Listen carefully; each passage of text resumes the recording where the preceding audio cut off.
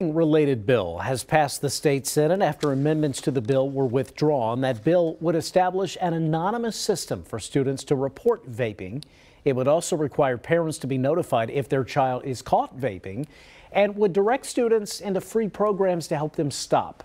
Amendments were drafted to increase the state's smoking ban age to 21 and to ban people from under 21 from buying e-cigs and other vapor products, but those amendments were withdrawn. And happening today, a bill that would legalize medical-grade marijuana here in Kentucky is set for a vote in committee. That's according to the Twitter page of Representative Jason Nemes. House Bill 136 is on the agenda for the House Judiciary Committee meeting. The creators of the bill say there are as many as 60,000 people living in Kentucky in constant pain because of chronic conditions. And Governor Matt Bevin has shown openness to signing medical marijuana legislation in the past.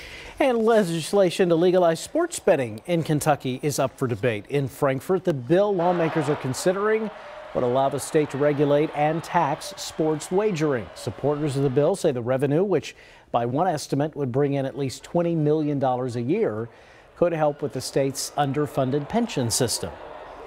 We're excited about the prospects of it just because it's one of those forms of gambling that we feel is probably already going on for the most part on the illegal market, and there's no reason why the state shouldn't take advantage of those potential revenues on the legal side. The Kentucky Horse Racing Commission would oversee sports wagering at tracks and other locations in the state. Betting on mobile devices would be allowed as well.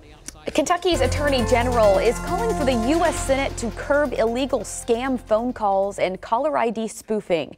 Andy Beshear sent a letter to the Senate supporting the Telephone Robocall Abuse Criminal Enforcement and Deterrence, or TRACED Act. More than 50 other attorneys general have also signed the letter. The legislation would require voice service providers to participate in a call authentication framework to help block unwanted calls, among other things. Data shows more than 48 billion robocalls were made in 2018. Time for LEX 18 True Blue coverage here at 5:09. The 6th-ranked Kentucky Wildcats traveled to Mississippi to take on Ole Miss last night. UK began the final week of the regular season after that crushing defeat they took in Knoxville. Ole Miss came in not doing a whole lot better, having lost 3 of its last 4. The game ended up being decided by a thin margin, but the Wildcats take home a much-needed SEC victory, 80-76. UK will close the regular season Saturday against Florida. That game at Rupp Arena. Our sports team will have a full recap of last night's game coming up in our next half hour.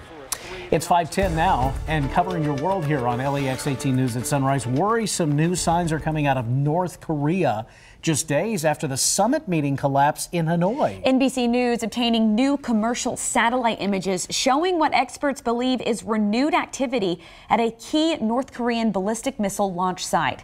NBC's Andrea Mitchell has the late details.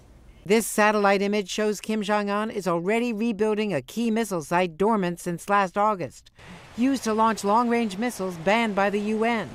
Only 48 hours after the president walked away from the summit because Kim would not start dismantling key weapons. To start up this activity only 48 hours after the failed summit is a clear sign that they're angry and that they want to send a message to President Trump. In Hanoi, the president said,